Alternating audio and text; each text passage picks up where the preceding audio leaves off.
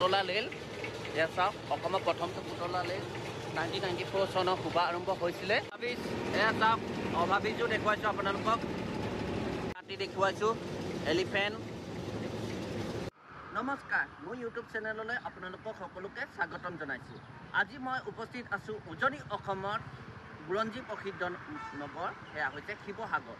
বৰপুখুৰী পাৰত অৱস্থিত পশ্চিম দিশত অৱস্থিত আনন্দৰাম বৰুৱা উদ্যানখনলৈ আপোনালোকক স্বাগতম জনাইছোঁ। আৰু মোৰ পিছফালে দেখিছে অসমৰ প্ৰথমটো পুতলা ৰেল। এয়া দেখিছোঁ আপোনালোকক অসমৰ প্ৰথমটো পুতলা ৰেল। এয়া 1994 চনত শুভ আৰম্ভ হৈছিলে এই ৰেল লাইনটো।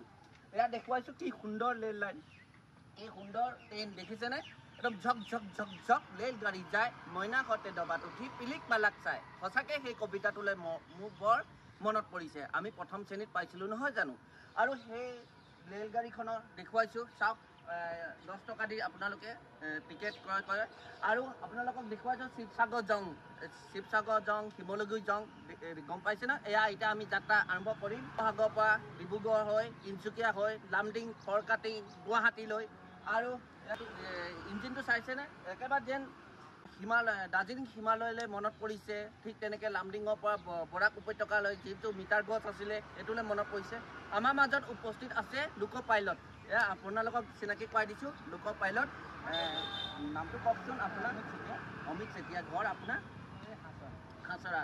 এই ৰেলৰ ইতিহাসটো কওকচোন। অসমৰ প্ৰথমটো পুতলা ৰেল বুলি জনাজাত কৈছোঁ, জানিব পাৰিছোঁ, কওকচোন।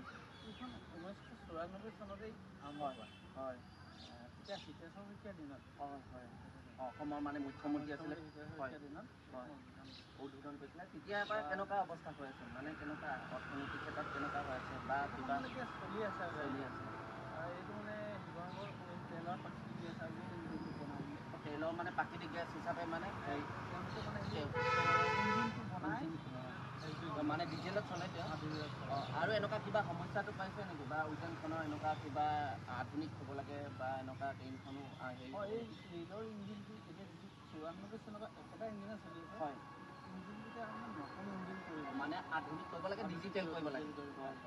তাকে মানে আৰু এনেকুৱা বিচাৰিছে নেকি ট্ৰেইনখনৰ মানে আধুনিক হ'ব লাগে, ডিজিটেল হ'ব লাগে বা মুঠতে মই এটাই চিন্তা যে ইঞ্জিনটো উন্নত হ'ব লাগে।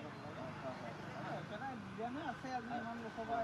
এই 1994 পৰা, সেয়া সেই অতীতৰ পৰাই 1994 পৰাই চাওকচোন বৰ্তমান 2025 চন পালেহি। একেটাই আধুনিক, একেটাই প্ৰযুক্তিবিদ্যা, একেটাই টেকনিকত চলি আছে। এনেই কেইপাক ঘূৰাই? দুপাক ঘূৰাই। আৰু